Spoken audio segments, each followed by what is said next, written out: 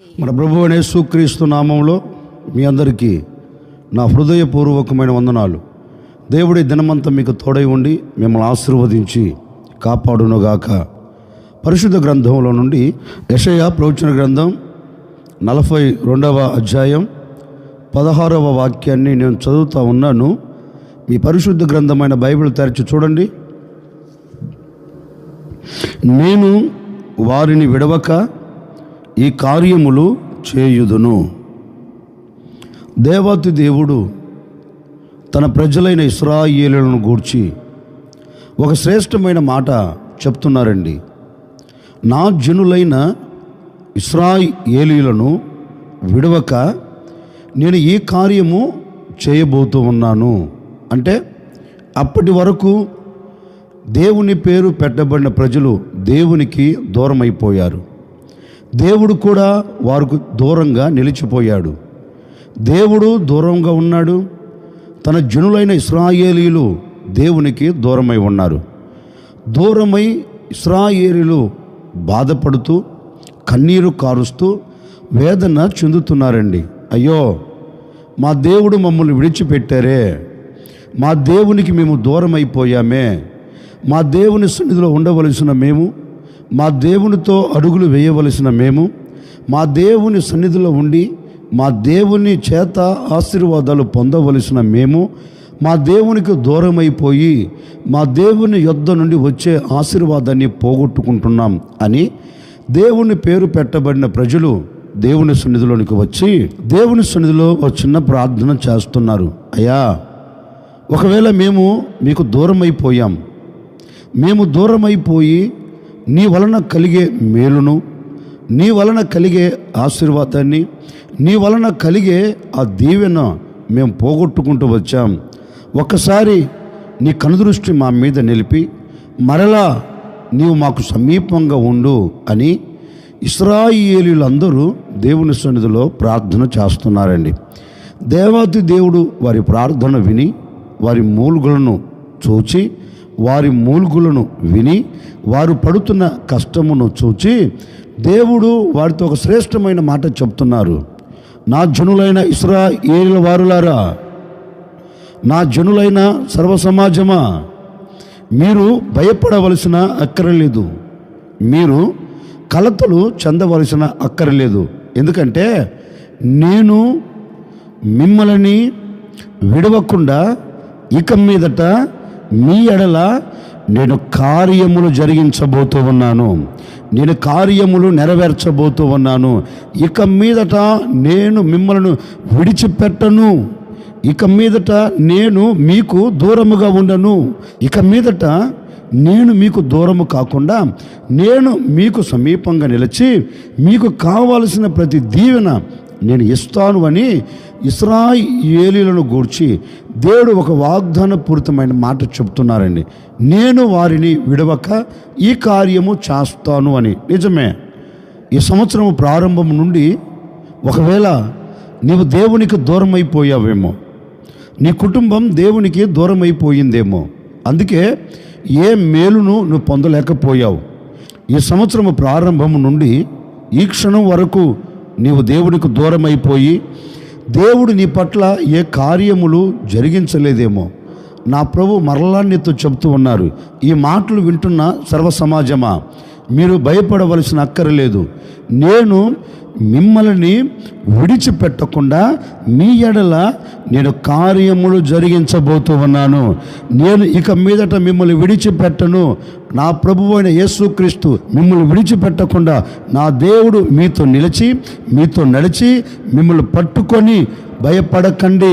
ఇంతకాలం దేవుడు నీతో లేడు గనుకనే, ఇంతకాలం దేవుడు నీకు దూరంగా ఉన్నాడు గనుకనే ఒకవేళ కన్నీరు చూస్తూ వచ్చావేమో, కలతలు చెందుతూ వచ్చావేమో, భయపడకు. నా దేవుడు వాగ్దానపూరితంగా నీతో చెబుతున్నారు, నేను ఇక మీదట నిన్ను విడవక నేను నీ కుటుంబం పట్ల కార్యములు జరిగించబోతూ ఉన్నాను అని దేవుడు ఈ ఉదయకాల సమయంలో నీతో మాట ఇస్తున్నాడని ఓ సేవకుడిగా నిన్ను మనసుతో నేను కూడా కోరుకుంటున్నాను. ఇంతకాలం ఒకవేళ నీవు దేవునికి దూరం అయ్యావేమో, నా దేవుడు మరలా నీకు సమీపంగా ఉండబోతూ ఉన్నాడు. నా దేవుడు విడిచిపెట్టకుండా కార్యములు జరిగించబోతూ ఉన్నాడు. నా దేవుడు నిన్ను మరిచిపోకుండా నీతో నడవబోతూ ఉన్నాడు. నీతో నిలిచి, నీతో నడిచి, నిన్ను పట్టుకొని నిన్ను ఆశీర్వాదకరమైన మార్గంలో నా దేవుడు నిలబెట్టబోతూ ఉన్నారు. ఇక మీదట విడవక నా దేవుడు నీ పట్ల కార్యములు జరిగించి నీవు ఆయనకు సాక్షిగా నిలబడినట్లుగా ఒక అద్భుతమైన కార్యములు జరిగించబోతూ ఉన్నాడు. అందుకే ఆయన చెప్పకనే చెబుతూ ఉన్నారు, నేను వారిని విడవక ఈ కార్యములు జరిగిస్తాను అన్నాడు కదా. ఆయన ఒక వ్యక్తిని విడవకుండా ఏ కార్యము జరిగిస్తాడు, ఏ కార్యము చేయదలిచాడు అంటే అదే యెషయా గ్రంథంలో 42వ అధ్యాయములోనే 16వ వాక్యంలో ఒక శ్రేష్టమైన మాట రాయబడిందండి. ఆ మాట ఇప్పుడు నేను చదువుతూ ఉన్నాను. వారి ఎదుట చీకటిని వెలుగుగాను వంకర త్రోవలను చక్కగా చేయుదును, నేను వారిని విడవక ఈ కార్యములు చేయుదును. ఏ కార్యము చేయదలిచాడు అంటే లేఖనం అంటుందండి, నా జనులైన ఇశ్రాయేలును విడవక వారి ఎదుట ఉన్న చీకటిని నేను ఏమి చేయబోతున్నానంటే వెలుగుగా చేయబోతూ ఉన్నాను. అంటే దేవుని పేరు పెట్టబడిన ప్రజలు ఏ చోట నిలబడిపోయారంటే చీకట్లో నిలిచిపోయారు. చీకట్లో చిందులు అడుగుతూ ఉన్నారు. చీకటి అనుభవాలు వాళ్ళను పట్టుకుంది.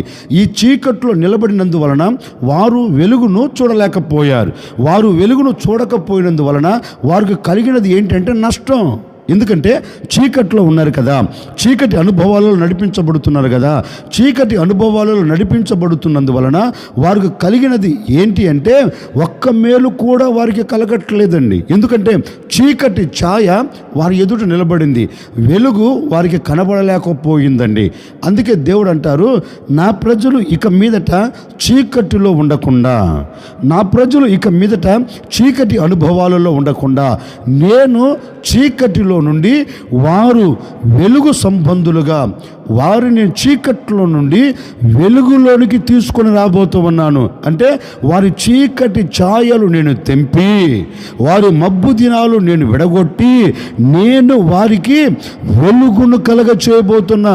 నేను వారి ఎడల ఏ కార్యము చేయదలిచాను అంటే వారిని విడిచిపెట్టకుండా ఏ కార్యము చేయాలి అనుకున్నానంటే వారి చీకటిని కొట్టివేసి వారు వెలుగును చూచున్నట్లుగా నేను ఒక గొప్ప కార్యములు జరిగించబోతూ ఉన్నాను అని ఇశ్రాయేలీయుల ఎడల వారి చీకటిని తీసివేసి వారికి వెలుగును కలగ చేశాడంటండి. నిజమే కదా. అంటే చీకటి సంబంధమైన ఒక శ్రమ కావచ్చు, ఒకవేళ ఏ చీకటి అనుభవాలు ఇశ్రాయేలీయులను అలుముకునినట్లుగా, ఇశ్రాయేలు చుట్టూ అలుముకొని వారిని కృంగదీసినట్లుగా, ఒకవేళ ఈనాటి వరకు ఏ శ్రమ నీకు చీకటిగా మలచబడిందో, ఏ శ్రమ నేను చీకట్లోనికి తీసుకొని వెళ్ళిందో, ఏ చీకటి అనుభవాలు నిన్ను వేధిస్తున్నాయో, ఏ చీకటి ఛాయలు నిన్ను కృంగదీస్తున్నాయో, నా దేవుడు నీతో చెప్పకనే చెబుతున్నారు, ఇక మీదట ఏ చీకట్లో నువ్వు నిలబడినా, ఏ చీకట్లో నువ్వు నడిపించబడుతున్నా, ఏ చీకట్లో నిలబడి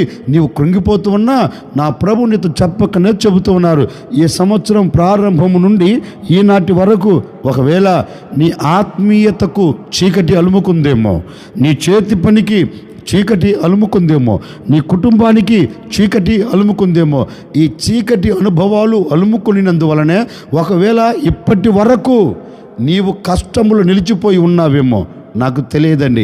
ఈ ఉదయకాల సమయంలో నా ప్రభు నీతో చెప్పకనే చెబుతున్నారు, ఆ చీకటి ఛాయలను నేను తెంపివేయబోతూ ఉన్నాను, ఆ చీకటి ఛాయలను నేను తుడిచివేయబోతూ ఉన్నాను. నిశ్చయముగా నీ బ్రతుకునకు నేను వెలుగును కలగ చేయబోతూ ఉన్నాను. వెలుగు కలిగిన చోట నా ప్రభు నేను నిలబెట్టబోతూ ఉన్నారు. శ్రమ అనే చీకటి నా దేవుడు కొట్టివేయబోతూ ఉన్నాడు. అందుకే కోరాహు కుమారులు దేవుని సన్నిధిలోనికి వెళ్ళి దేవుని సన్నిధిలో ఒక చిన్న ప్రార్థన చేస్తున్నారండి. అయ్యా, మేము బాల్యము నుండే, మా చిన్న వయసు నుండే నా అనుకున్న వారందరూ మాకు దూరం అయిపోయారు. ఇటు మా తల్లిదండ్రులు మాకు దూరం అయిపోయారు, ఇటు మా బంధువులు మాకు దూరం అయిపోయారు. మా స్నేహితులు, మా శ్రేయభిలాషులు, మా ప్రియులు మాకు దూరం అయిపోయారు. ఒక మాటలో చెప్పాలి అంటే నా అనుకొని నరములాడుతున్న ఏ నరుడైనా మాకు దూరమైపోయి మమ్మల్ని పట్టించుకోవట్లేదయ్యా. మేము శ్రమల మధ్యలో నిలిచిపోయాం. ఈ శ్రమే మమ్మల్ని పట్టుకొని మమ్మల్ని కృంగదీస్తుంది అని ఈ కోరాహు కుమారులు దేవుని యొద్దకు వెళ్ళి దేవుని సన్నిధిలో ఒక చిన్న ప్రార్థన చేస్తున్నారు. అయ్యా, అందరూ మాకు దూరం అయ్యారు, మా బంధువులు దూరం అయ్యారు, మాకు కలిగిన వారు దూరం అయ్యారు, మా రక్త సంబంధికులు దూరం అయ్యారు, ఆత్మీయులు దూరం అయ్యారు, నా అనుకున్న ప్రతి వాడు మాకు దూరం అయిపోయారు. ఇప్పుడు మాకు ఏది సమీపంగా ఉందో తెలుసయ్యా? చీకటియే మాకు బంధువర్గమాయను. కోరావు కుమారులు అంటారండి, అయ్యా బంధువులు మాకు సమీపంగా లేరు. బంధువుల స్థానంలో ఇప్పుడు ఏమొచ్చి ఉందంటే ఈ చీకటి మా జీవితాన్ని పట్టుకొని మమ్మల్ని వేధిస్తుందయ్యా. ఒక్కసారి జ్ఞాపకం చేసుకో. ఈ చీకటి ఛాయలు తీసివేయండి, ఈ చీకటి అనుభవాలను కొట్టివేయండి. ఇక చీకట్లో మేము ఉండలేకపోతూ ఉన్నాం. ఈ చీకటి అనే శ్రమను మా మీద నుండి తీసివే అని దేవుని సన్నిధిలోనికి ఈ కోరాహు కుమారులు వచ్చి ప్రార్థన చేస్తుంటానండి. వీరి ప్రార్థన విన్న దేవుడు ఏం చేశాడో తెలుసండి? ఏ చోటైతే వారికి చీకటి కలిగిందో, ఏ చోటైతే ఆ చీకటి అనుభవాలలో వారు నిలిచిపోయారో అదే చోట దేవుడు వారి చీకటిని తీసి వారికి వెలుగును కలగచేసి, ఏ చోటైతే ఘనహీనముగా ఉన్నారో అదే చోట నా దేవుడు వారికి వెలుగు కలగచేసి ఒక ఉన్నతమైన స్థితిలో కోరాహు కుమారులను దేవుడు నిలబెట్టాడండి. అంటే అప్పటి వరకు చీకటే వారికి బంధువర్గం. నిజమే కదండి? ఒకవేళ ఈనాటి వరకు, ఈ క్షణం వరకు ఏ చీకటి నీకు బంధువులుగా ఉందో, ఏ చీకటి నీకు శ్రమగా ఉందో, ఏ చీకటి నిన్ను కృంగదీస్తుందో నాకు తెలియదండి. ఓ సేవకుడిగా ఈ ఉదయకాల సమయంలో మీతో చెప్పకనే చెబుతూ ఉన్నాను. జనవరి 1వ తేదీ నుండి ఈ క్షణం వరకు ఏ చీకటి నిన్ను అలుముకొని, ఏ చీకటి నిన్ను పట్టుకొని, ఏ చీకటి నీకు బంధువర్గముగా మారిపోయిందో నాకు తెలియదండి. చీకటి అనే బంధువర్గమును నా దేవుడు దూరపరచబోతూ ఉన్నారు. నీకు వెలుగు కలగబోతూ ఉంది. నీ చీకటిని వెలుగుగా నా దేవుడు మార్చబోతూ ఉన్నారు. ఈ దినము నుండి నీవు చీకట్లో నిలబడకుండా ఈ చీకటి ఛాయలను తెంపి నా దేవుడు ఇక మీదట నిన్ను విడిచిపెట్టకుండా నీ పట్ల వెలుగు కలుగున్నట్లుగా నా దేవుడు కార్యము జరిగించబోతూ ఉన్నారు. అందుకే యాకోబును గురించి కూడా ఒక లేఖనంలో చక్కగా రాయబడిన మాట ఏంటంటే, యాకోబు ఇంటిని విడిచి తనకు తెలియని ప్రాంతానికి బయలుదేరి వస్తున్నాడండి, వెళుతున్నాడు. మార్గం మధ్యలో లేఖనం అంటుంది, యాకోబునకు చీకటి కలిగెను. అంటే యాకోబు ఎక్కడ అడుగుపెట్టాడు? చీకట్లో అడుగుపెట్టాడు. ఇప్పుడు చీకట్లో అడుగుపెట్టిన యాకోబు తన మనసులో అనుకున్న మాట ఏంటో తెలుసా? ఇక నేను మరొక దినాన్ని చూడలేను, మరొక రోజులో నేను నిలబడలేను, ఈ చీకట్లోనే నా జీవితం కలిసిపోతుందని కృంగిపోతున్న యాకోబు ఎదుటికి చిరుదీపముగా యేసుక్రీస్తు దిగి వచ్చాడండి. చీకట్లో ఉన్న యాకోబుని ఎవరు పలకరించారు? నా అనుకున్న వారు ఎవరు పలకరించలేదండి. రక్త సంబంధికులు ఎవరు పలకరించలేదండి. కన్న తల్లిదండ్రులు ఎవరు పలకరించలేదండి. రక్తము పంచుకొని పుట్టిన అన్నే కత్తి చాత పట్టి కసాయి వాడిగా మారి రక్తము పంచుకొని పుట్టిన తమ్మున్నే చంపాలని కంకణము కట్టుకున్నాడు. అంటే ఒక్క మాటలో చెప్పాలి అంటే నా అనుకున్న ఏ ఒక్కరూ అతనికి సమీపంగా లేరండి. అతనికి సమీపమైంది చీకటి. అతనికి రక్త సంబంధికుల స్థానములో చీకటి వచ్చింది, బంధువుల స్థానములో చీకటి వచ్చింది. ఇక ఆ చీకట్లు నిలబడిపోయి తన ప్రాణము మీద ఆశ లేకుండా పోయిందండి.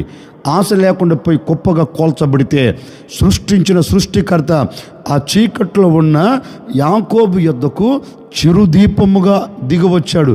దిగివచ్చి యాకోబుతో ఒకే మాట అంటున్నాడు, యాకోబు భయపడకు, నీ చీకటిని నేను వెలుగుగా చేయబోతున్నాను. నువ్వు వెళ్తున్న మార్గంలో నేను నీకు తోడై ఉండబోతున్నాను.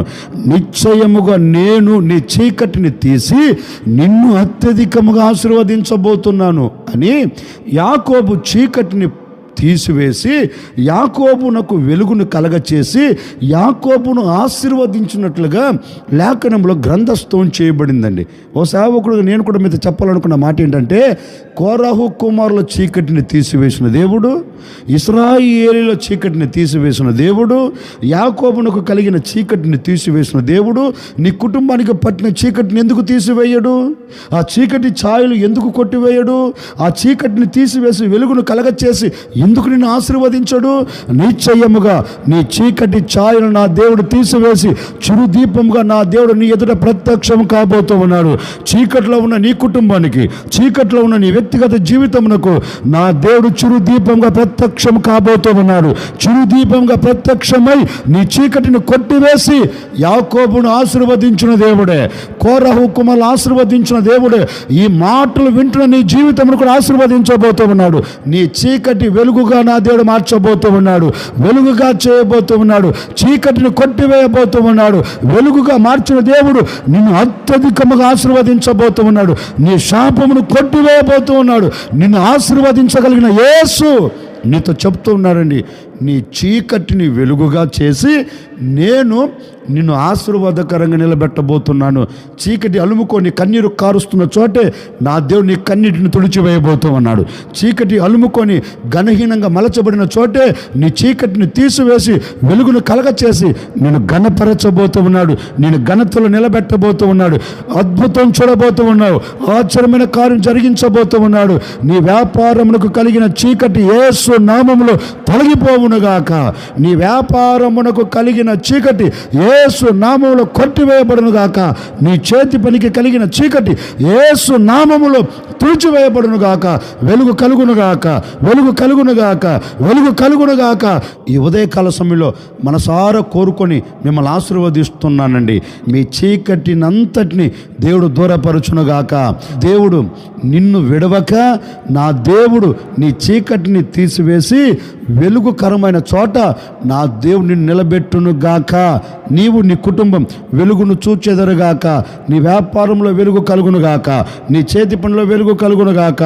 నీ జీవితంలో వెలుగు కలిగి ఆశీర్వాదాన్ని చూచి నీకు కలిగిన సమస్తం నా దేవుడు నిన్ను విడిచిపెట్టకుండా మిమ్మల్ని తీసుకొని వెళ్ళునుగాక. సేవకుడికి నిండు మనసుతో మిమ్మల్ని ఆశీర్వదిస్తున్నానండి. నీవు చీకటిలో నుండి నా దేవుడు నేను వెలుగులోనికి తీసుకొని వచ్చి నిన్ను అత్యధికంగా ఆశీర్వదించి తీసుకొని వెళ్ళునుగాక. తల వంచున ఒక చిన్న ప్రార్థన. ఆశ్చర్యకరుడా మీకు స్తోత్రాలు చెల్లిస్తూ ఉన్నాం. మీరు ఎంతైనా సర్వశక్తి కలిగిన దేవుడవు.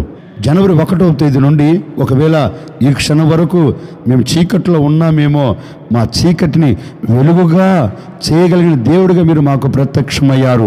ఎందరైతే కోరుకున్నారో చీకటి ఛాయలు తొలగిపోవునుగాక, చీకటి తొలగిపోయి వెలుగు కలుగునుగాక, వెలుగు కలిగి బిడ్డల ఆశీర్వాదానికి నాంది పలుకుదురుగాక. తండ్రి, ఈ ప్రజలను విడిచిపెట్టకుండా ఇక మీదట వీరి చీకటిని వెలుగుగా చేసి ఈ బిడ్డలందరూ మీరు ఆశీర్వదించి దీవెనకరంగా మీరు తీసుకుని వెళ్ళబోతున్నందుకై మీకు స్తోత్రాలు చెల్లిస్తూ ఈ దినమంతా ఈ ప్రజలు ఎక్కడ నిలబడుతున్న వెలుగు కలుగునుగాక, వెలుగు కలుగునుగాక. విడవక ఈ బిడ్డల పట్ల మీరు కార్యములు జరిగించుదురుగాక. అట్టి కార్యం ఈ ప్రజలు అనుభవించినట్లుగా అద్భుతమైన కార్యములు జరిగించమని యేసు నామములో అడిగి వేడుకొనుచున్నాము తండ్రి, ఆమేన్. ఈ దినమంతా నా ప్రభు మీకు తోడై ఉండి మిమ్మల్ని విడిచిపెట్టకుండా మీ చీకటిని వెలుగుగా చేసి నా దేవుడు మిమ్మల్ని అందరినీ అత్యధికముగా ఆశీర్వదించి మిమ్మల్ని అందరినీ క్షేమకరంగా తీసుకుని వెళ్ళునుగాక.